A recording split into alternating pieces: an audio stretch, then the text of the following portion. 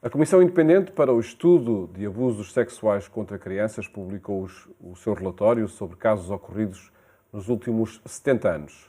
O que se segue a este relatório é o que queremos analisar com Ana Sofia Marques, coordenadora executiva do Projeto Cuidar. Cumprimento, muito boa tarde. Obrigado por estar neste programa Eclésia. Ana Sofia Marques estava na Gulbenkian na apresentação do relatório e quando chegou ao fim a sessão, o que se ouvia, enfim, a muitas vozes era e agora? A pergunta que se colocou também à tarde, quando o Presidente da Conferência Episcopal fez a sua primeira análise aos números e aos relatos que foram ouvidos. E agora? O que é necessário fazer? Bem, e agora tenho sempre aqui a preocupação de responder e agora o que é que eu faço, não é? O que é que cada um de nós faz? Como é que nós nos implicamos na resposta e como é que nós nos implicamos na solução? E parece-me que há aqui duas dimensões diferentes. Uma delas ainda resultado da luz que se pôs no passado. Temos vítimas hoje, adultos, e alguns menores, mas adultos, que relataram à Comissão Independente, através dos seus testemunhos, histórias verdadeiramente dramáticas. Mas o agora e o agir é hoje. O que não foi feito antes entende-se e conhece a realidade e percebe-se a realidade, e o que é que está por detrás desta cultura que levou a que não se protegesse adequadamente, mas hoje, ao dia de hoje, o que é que nós temos que fazer, não é? E por isso, a partir de olhar não para a realidade dos abusos sexuais de crianças na Igreja Católica Portuguesa como um problema abstrato, mas para pessoa a pessoa, vítima em concreto e o sofrimento de cada um em concreto, obriga-nos, impele-nos a fazer alguma coisa, a fazer mais. E desde logo também das minhas responsabilidades, que para além do Projeto Cuidar faço parte, sou responsável do Serviço de Proteção e Cuidado da Companhia de Jesus, perceber o que é que nós, como técnicos, o que é que nós bispos, o que é que nós responsáveis, o que é que nós técnicos, o que é que nós famílias hoje temos de fazer. Porque não escutar de forma adequada, não oferecer o apoio que as pessoas precisam, não ser consequente neste caminho, que é um caminho penitencial, não é? Pedimos perdão e temos que ser consequentes neste perdão.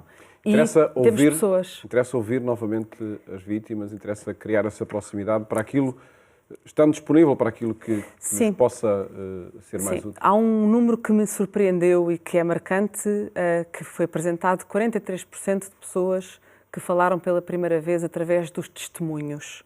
Se os testemunhos foram predominantemente anónimos e sem identificação de pessoas, pode haver um número muito grande de pessoas que deram o seu testemunho, mas que não tiveram a oportunidade de que este testemunho se transformasse numa denúncia e que este testemunho se transforme num pedido concreto de apoio.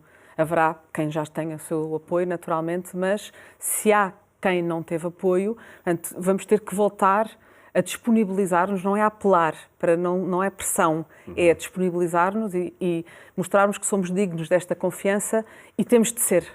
Nós não podemos não podemos ser nós agentes de novos fenómenos de vitimização pela forma como podemos continuar a não saber acolher, a não saber escutar. E isso é responsabilidade totalmente nossa hoje em dia. E quem deve fazer isso? Bem, não me parece... No caso da Companhia de Jesus tem esse serviço de proteção e cuidado, não é? Sim. Serão serviços semelhantes nas várias... Sim, a Companhia de Jesus tem um serviço de proteção e cuidado que já começou em 2018 e no âmbito desse serviço nasceu um serviço de escuta. Pronto. E outras congregações também têm, embora algumas estejam a nascer, outras já têm. E as dioceses têm as comissões diocesanas. E a sociedade tem serviços de apoio à vítima. Portanto, não me parece, e da experiência que temos no serviço de escuta, de poucas vítimas terem contactado o serviço de escuta, mas o serviço de escuta ter tido um papel importante ao longo deste último tempo, não só para as vítimas da Companhia de Jesus, mas para outras pessoas, parece-me que é um trabalho que tem que ser feito em articulação. Não é entregar esta missão a outros, não é retirá-lo da Igreja, é fazê-lo em colaboração. As associações de apoio à vítima, os serviços das congregações, os serviços das dioceses, trabalharmos em conjunto. Mas para que esse serviço inspire cuidado, inspire confiança nas vítimas, é importante que que o rosto desse serviço, por exemplo, não sejam sacerdotes, não sejam leigos, sejam famílias que possam ter essa disponibilidade? Sim. Compreendo a preocupação e a discussão, porque no caso da Companhia de Jesus, eu sou mulher e sou leiga, mas não me parece que se houvesse... Não é condição. Não é condição. Se houvesse um jesuíta disponível, e há muitos com perfil e com capacidade para o fazer, que o fariam da mesma forma, comprometida e empenhada. O desafio é a capacidade de se pôr, e a vontade, a disponibilidade e o compromisso de se pôr a vítima de facto no centro e partir dela. E sabemos que as pessoas, nós não somos perfeitos e há uma série de outros interesses, de outras necessidades, de outras preocupações, de outros medos que podem afetar esta capacidade de colocar a vítima no centro. Mas nós temos de estar conscientes deles. Não é ignorar, não é fazer de conta que eles não existem, é estar conscientes de que é difícil este processo, mas que nós não podemos pôr a vítima a ser a principal prejudicada. Eu que acho que há um agradecimento grande às vítimas, não só pelos testemunhos que fizeram, mas pelo facto de estarem a abrir caminho. Algumas delas estão a sofrer pelo facto de nós não sabermos fazer ainda bem. E acho que isto é um agradecimento que lhes fazemos e um pedido de perdão, não pelos abusos, mas pela forma como é quase como os filhos mais velhos, não é? Quando abrem caminho e que são os primeiros a mostrar aos pais e a ensinar aos pais, aqui é um bocadinho isto. Mas é à custa que nós gostávamos que não acontecesse, mas nós estamos a aprender, aprendemos muito no último ano. O José Ornelas também pedia perdão por isso, pela incapacidade que a própria Igreja teve de escutar e de criar mecanismos de escrutínio nos seus ambientes. E nos ambientes da Igreja, creio que há um foco também muito localizado nos ambientes fechados, seja seminários, seja até no acompanhamento espiritual, por exemplo, que se faz, que nomeadamente os sacerdotes fazem dos leigos. Isso acontece sempre, enfim, em ambientes fechados, tu a tu. Há um repensar de todos esses ambientes. Sim. Que é necessário fazer. O passo seguinte é precisamente olhar para os fatores de risco que estão por detrás desta realidade agora mais clara. Há aqui um abre-olhos importante, uma consciência de que, quando falamos de abusos sexuais, não estamos só a falar de toques e de apalpões, não, estamos a falar de coisas muito intrusivas e muito sérias e muito marcantes, e que estes toques não podem ser desvalorizados, mas que não estamos a falar só disso. E a identificação das áreas de risco, dos espaços de risco, das atividades de risco, das interações de risco, é um exercício que se faz agora de prevenção, mas que nos leva a uma resposta. No fundo, procuramos identificar quais são as causas ou os fatores de risco para determinados abusos e outras formas de maltrato, e se compreendermos onde é que está a causa, então nós vamos conseguir encontrar uma medida que a previna. Eu não posso deixar de dizer, e às famílias que estão muito inquietas relativamente a tudo isto, que nós, hoje em dia, estamos muito melhor preparados do que estávamos há 10 ou 20 ou 30 anos atrás. E este é um problema que as atenções estão focadas nele, por muito que possa persistir. Mas a sociedade, a Igreja, a sociedade, as famílias, os próprios miúdos estão muito mais preparados hoje do que estavam há 20 anos atrás. Se olharmos para uma mesma situação acontecida em 1980, hipotética, em que, mesmo em contexto de sala de aula, um rapaz se diz tocado ou uma rapariga se diz tocada e que o testemunho diz, mas eu não falava com ninguém, nem com os meus amigos, nem com os meus pais, não era um tema, não havia sequer reconhecimento que estávamos a falar de um abuso. Hoje em dia, se esta mesma situação acontecer, é certo de que alguma criança vai falar com o amigo, alguma destas crianças vai falar com os pais e que ao contrário da situação anterior de 1980, que se permitiu, porque ninguém falou sobre o assunto, ninguém agiu, que se perpetuasse ao longo de muitos anos, hoje em dia a mesma situação era muito mais facilmente eliminada e erradicada no momento. E isto tem um efeito preventivo muito, muito, muito grande. Portanto, é pôr toda a gente e toda a sociedade a fazer parte deste processo. E resulta essa nova atitude também de pôr a descoberto o que foram os casos de abuso. Por exemplo, os relatos que se foram ouvindo durante a apresentação do relatório pode ter esse benefício? Sim, temos de ter muito cuidado com eles. dei por mim muito preocupada com o conteúdo que estava a ser reproduzido após a sessão pública da apresentação do relatório. Acho que os testemunhos que foram divulgados no momento da apresentação tinham os seus destinatários, tinham os bispos, tinham os representantes das organizações, tinham os jornalistas. Agora, para quem ouve, neste momento, perceber qual é que é o objetivo daquela informação. E atenção, que para crianças pequenas, ouvir o conteúdo daqueles relatos é uma forma de violência sexual. Eu sou jurista, não sou psicóloga, mas acho que é uma vertente que é muito importante. Nós, quando dizemos que o conteúdo sexualizado não pode chegar às crianças por mensagens telefónicas, não é? Que não podem ter acesso a conteúdos pornográficos através de visualização de filmes, o que quer que seja, é porque o conteúdo é desadequado à maturidade e à capacidade que tem para processar certas informações. E há o perigo de ouvir isso num telejornal, de ouvir isso numa rádio de manhã? Há um perigo de ouvir. Eu, quando ouvi a primeira vez reproduzido no órgão de comunicação social, estava sozinha no meu carro e pensei, ainda bem que não tenho cá os meus filhos.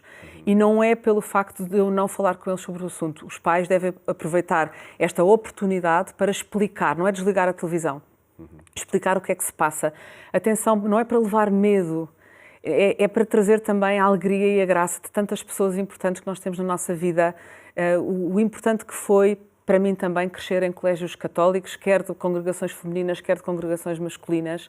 A importância e a alegria que é e que eu tenho de ter o privilégio e a sorte e a graça de conviver de perto e ter amigos, padres diocesanos e jesuítas na minha casa, na minha família, com os meus filhos. Portanto, esta graça e esta alegria imensa, nós não é para passarmos qualquer tipo de medo, é para nos pormos todos numa atitude de prudência, de algum acompanhamento e de uma implicação, porque esta cultura do encobrimento não é passada e não é característica só da Igreja, é característica da sociedade, das organizações, até das famílias. Nós temos muita dificuldade em registar aquilo que nos preocupa. Sentimos que estamos a fazer queixinhas. Não, nós temos que nos implicar, tomar nota, registar, passar a quem de direito para ter essa atenção. E os pais, quando muitas vezes os filhos se queixam de alguma coisa e têm medo da retaliação do professor ou têm medo do que é que vão pensar, que lá vêm os chatos dos pais pôr a escola em causa. Não, os pais, para proteção dos filhos, devem registar, entregar, acompanhar. Isto é que é o seu dever também. E esse é, sem dúvida, a primeira prevenção que é necessário ter essa confiança junto dos nossos filhos para que, de facto, dialoguem sobre aquilo que acontece. Exatamente. E aquela coisa, isso não é para dizer em casa, não pode existir. Exatamente. Infelizmente ouvimos isso até às vezes em ambiente pedagógico, não estou a dizer neste ambiente de abuso, mas de professores, etc. Estas estratégias, que em vez de ser atenção, claro que sim, informar quais são as zonas privadas e íntimas de cada criança, onde ninguém toca. Isto é uma conversa que nós podemos perfeitamente ter e devemos ter. Atenção para não pormos o peso na criança de ter que ser a criança a proteger-se. Esse é um papel nosso. A criança pode não conseguir no momento proteger-se, pode não conseguir pedir ajuda, pode não conseguir afastar-se, pode não conseguir... Não é isto depois traz sobre si o peso da culpa de não ter sido capaz de se proteger. Não. É que a responsabilidade recai mesmo em cima dos adultos. Informá-la, conversar, porque não há assuntos tabus em família, haver mais este exercício prático de partilhar as coisas boas e as coisas menos boas, a partir das emoções. O que é que hoje te deixou preocupado? O que é que hoje te deixou triste? E haver este espaço, e somos nós proativamente responsáveis por criar estes espaços de diálogo. Tivemos, enfim, um dia depois da apresentação do relatório, o Primeiro-Ministro António Costa disse que esta Comissão Independente ia ser ouvida por 2 ministérios.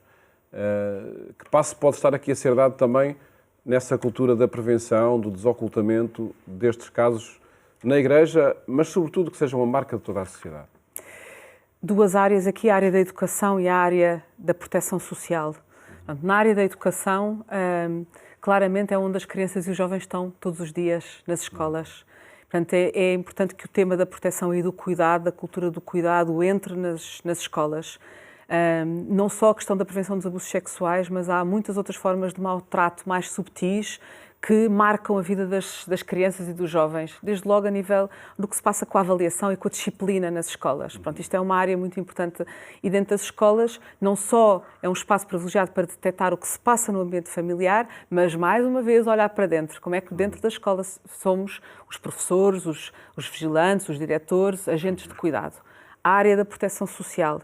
Não é? Aparece também mencionado um número preocupante relacionado com o acolhimento institucional, o acolhimento residencial e todos os fenómenos equiparados, porque os seminários menores, os colégios internos e as casas de acolhimento acolhiam menores e, portanto, os seus responsáveis tinham uma relação equiparada à relação familiar. Portanto, quando nós comparamos a realidade do contexto familiar onde ocorrem os abusos e estes contextos que são parafamiliares, porque estão a substituir a família, nestes contextos o fenómeno e, portanto, as percentagens são são maiores, não é? Portanto, é importante que seja dado este passo para se estudar o fenómeno dos abusos sexuais também em contexto em que o Estado, para proteger as crianças das suas próprias famílias, assuma proteção e também se assumir em que momentos é que nós estamos a ser protetores ou em que momentos, em que circunstâncias é que nós, para proteger, estamos a desproteger ainda mais. E isto é preciso também alguma coragem política para o fazer, mas que é absolutamente essencial retratar esta realidade. Das recomendações que foram apresentadas no relatório da Comissão Independente, enfim, não temos tempo para analisar caso a caso, mas o que é que destacaria para prosseguir esta cultura da desocultação e da transparência diante de casos de possíveis abusos? Bem, as recomendações são muito genéricas e dirigidas a vários quadrantes. Sim. Aliás, elas são primeiro à Igreja e depois à sociedade. Exatamente, não é? exatamente. Dois grupos de recomendações. Exatamente. Pronto. Eu gostava só de frisar a recomendação relacionada com a formação, porque tenho algum receio que a formação pareça que resolve tudo. A formação é absolutamente essencial como sensibilização, como mais conhecimento, mas não pode retirar a necessidade de acompanhamento das pessoas. Não é para eu dou formação e depois, check, está feito. Não. É uma formação que tem que ser contínua. A inicial de sensibilização tem que ser contínua. E o segundo aspecto que destacava é a última recomendação e que eu me revejo já há muito tempo, que tem a ver com a criação da figura do provedor da criança. Acho que é uma figura institucional que me parece que resume a importância que a proteção da criança, seja em que contexto for, merece e, portanto, é uma figura que eu destacava como me parece uma sugestão muito importante. Perguntava-lhe ainda, como católica e diante deste turbilhão de notícias dramáticas que invadiram estes dias e que está a gerar reações em comunidades, em católicos, qual acha ser a atitude a tomar diante deste problema? A hierarquia está a pensar, acredito, naquilo que irá fazer, mas as comunidades carentes, que atitude devem ter diante desta problemática? Sim. Acho que temos todos que contribuir, uns do ponto de vista mais científico e técnico, outros de outra forma, para aprofundar as causas. Pronto. Porque se fala muito desta questão do clericalismo e todos nós contribuímos para ele. Os leigos contribuem muito para este clericalismo. Emitindo-se por vezes de responsabilidades. Sim, portanto, é uma estrutura muito piramidal e os leigos têm que agitar para se fazerem parte desta estrutura, não é? Para transformarmos esta pirâmide numa outra forma, temos todos por dentro de mexer nela. Portanto, aquilo que me parece e que me anima é fazer parte desta renovação, não é uma renovação que eu entrego a outros para fazerem. E também gostava de deixar aqui uma palavra de ânimo a todos que fazem parte desta estrutura piramidal, para que eles próprios também por dentro se mexam, os que estão mais em cima da pirâmide e os que estão mais em baixo. Não é? Portanto, que os senhores padres não desanimem. Não é? É hora de se implicarem também nesta transformação. E isto causa muita dor a toda a gente. Não é hora dos fiéis se afastarem, não é hora dos padres se afastarem, é hora de nos unirmos e de vermos o que é que nos está a ser pedido como Igreja. Ana Sofia Marques, muito obrigado por ter obrigada, estado aqui, pelo seu testemunho e pelo seu trabalho nesta área que de facto implica a todos. Muito obrigado e felicidades para esse trabalho.